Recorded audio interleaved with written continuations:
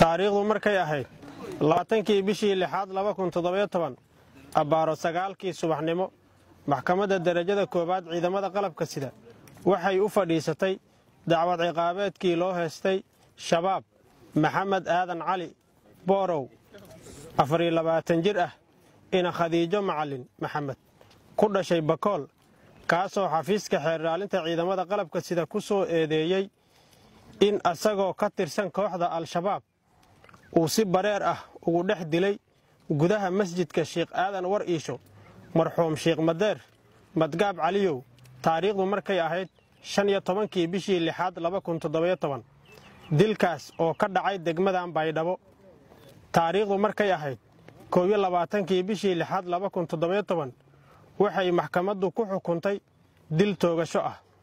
isla maalintii xukunka ku dhacay ayuu xukunsanuhu racfaan ka qaatay xukunka maxkamadda darajada koobaad ciidamada qalabka sida taariikhdu markay ahayd 5tii bishii 7aad 2017 maxkamadda sare ciidamada qalabka sida waxay mar kale u fadhiisatay dacwad ciqaabeedkii loo heestay gacan ku dhiigle shabaab maxamed aadan cali boorow waxayna ku xukuntay dil toogasho ah kadib markii ay ku caddaatay in uu si bareer ah oo ula kac ah u dilay marxuum Sheekh Madeer Madgaab Caliyow maanta